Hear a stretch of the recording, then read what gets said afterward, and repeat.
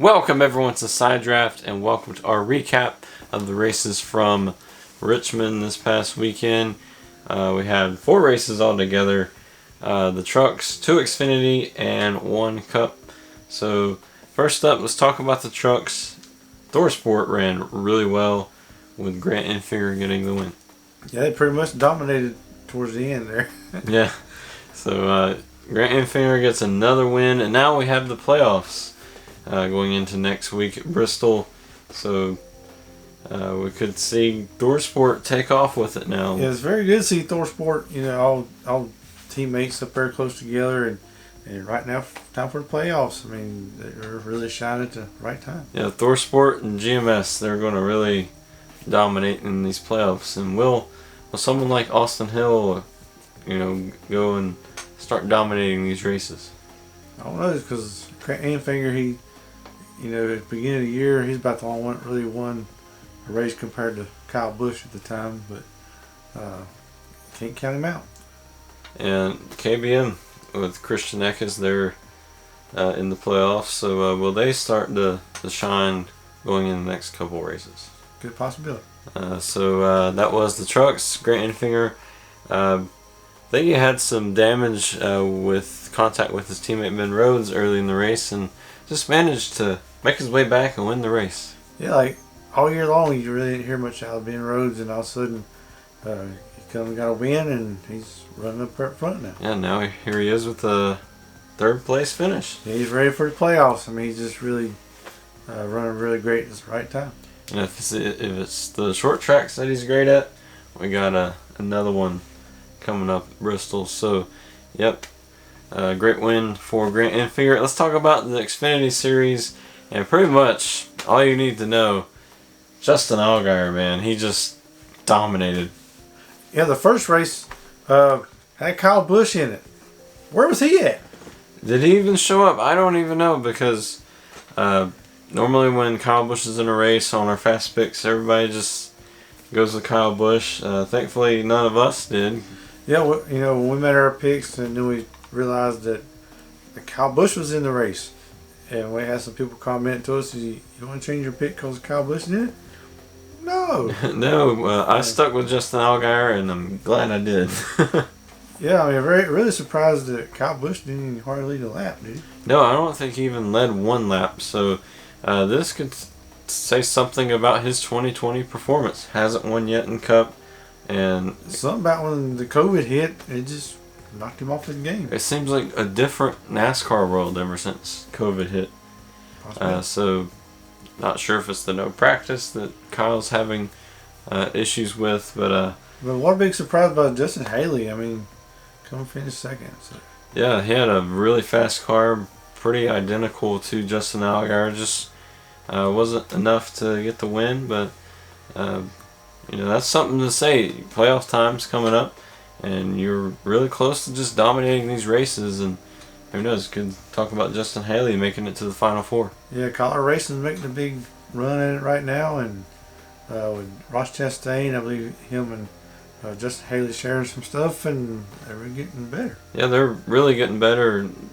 A lot more consistency. Recently, Ross Chastain about got his first win of the season at Darlington, so could see some good things out of them at Bristol. Yeah. And in the 2nd race, I mean, it was a good... More of the same, really. Yeah, and a good run by Jeff Burton. I believe he had some trouble in the first race, but 2nd race, I mean, finished 2nd. I mean, good run by the 8 car. It's always good to see the 8 car run well. I mean, I know they run well, but it's had to finishes. Yeah, I really wish we could have got to see Daniel Hemrick in one of those races, because I was going to pick him if he was in it, because I knew Daniel Hemrick, his best shots to win was at Richmond, so I thought, hey, that'd be a good chance, but unfortunately, he didn't get to run any. Man, I just wish I'd like to see him run at Richmond, see what he could do. Yeah, I want to see him get 1 win this season. Yeah, definitely so. So now we move to Cup, which the biggest surprise from Cup this week was Austin Dillon. Yeah, because all 3 of us kind of flew him out of the first round of the playoffs, and I mean, here he is leading the race, and I mean, he ran real well at Darlington, and he comes to Richmond and leads the race. And where did this come from? Yeah, I mean, if we see this continue, we could talk about Austin Dillon getting into the round of 8, possibly.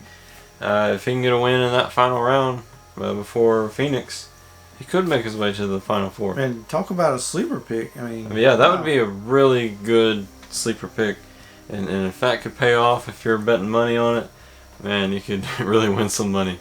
Yeah, and more things from Richmond was trouble getting on pit road. Yeah, and, Kevin Harvick had some issues, barely missed the box, and he was able to get his laps back, but that's just something you don't want to have happen in the playoffs, even though he's comfortably locked in from that win at Darlington. So, just don't want those things to happen late in the playoff run. Yeah, and Austin Dillon had a little trouble getting on pit road. Kind of missed the pit road going in, and kind of slowed his momentum down. So. And that could have lost him the race, just lose that track position. As once Brad Keselowski got the track position, there was just no beating him. He pretty much dominated the final stage. We saw some strategy try to take place, but just no match for Brad Keselowski. Like a little bit of strength comes from Joey Logano too. I mean, he's up there contending for the lead too. Yeah, and I think talking about Joey Logano, Bristol's a good race for him to get a win, get some momentum going on, or at least keep that top 5 streak going. Because we really haven't heard a lot out of Joey Logano ever since the COVID and all that. Early on in the year, before all that happened, he had 2 wins. We thought he was just going to dominate this season, and then he's been pretty quiet, but will he ramp it up in the playoffs? Yep, and big surprise about a couple of the playoff drivers. I mean, William Byron, he kind of had a he finished 21st, so really bad race. Right now he is under the cut line, so I was trying to give Clint Boyer some good luck, and I guess I did because he gained 3 points ahead of William Byron. And Ryan Blaney did not have a great day either. Now he's in not technically a must-win, but most likely a must-win situation. Like 27 points out, I think. Yeah, he runs really well at Bristol as long as the lap traffic stays out of the way. But, he could possibly pull off a good win at Bristol and be back in the playoffs, but seriously doubt it. Yeah, early in the year he came so close to winning so many races, just didn't have the luck. We was like, he could make it to the Final Four, possibly win the championship. And now he might be out in round 1. Wow. That's just, this whole round of playoffs has been kind of crazy. A lot of unpredictable moments. And it's just race 2. Going into race 3. So, this next round coming up, I know we got to get over Bristol first, but we got the Roval and all that. So, the Roval could be a really insane race. That's another wild card race. So far, when somebody races at the Roval, they want to go straight in turn 1. Something about the internet, the controller disconnects right there. Yeah, so the next round is the one I'm going to look at who is the championship favorite, because there's a lot of different tracks, a lot of variety. If you can go there and be consistent, all those, I think you can make it to the Final Four. Yep.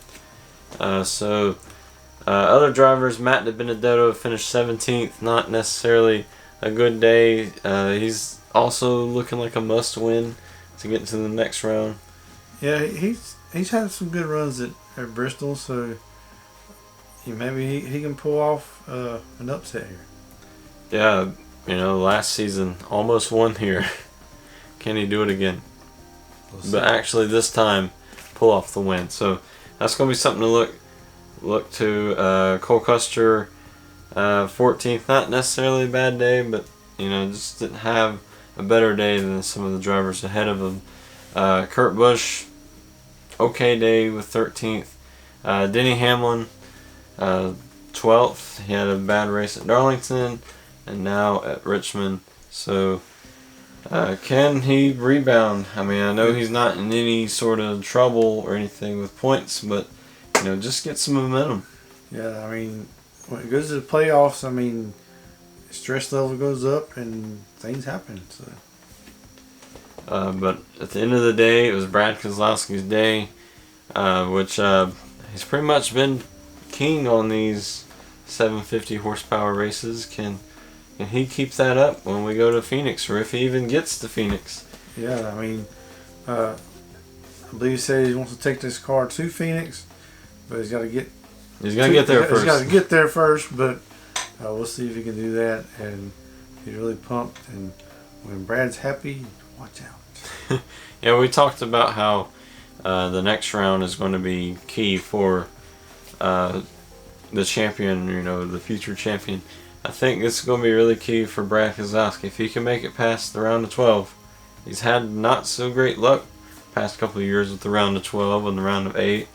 He's had really good cars. He just hasn't been able to have good runs in those rounds.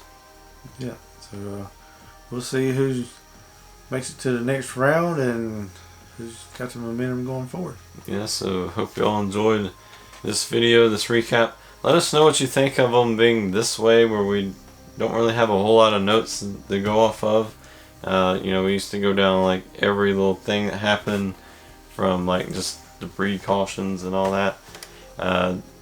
Really looking forward to hearing some of your feedback, because we want to make these race reviews or race recaps a lot better. That's why we stopped them for a few months. So we just want to do everything we can to make them better.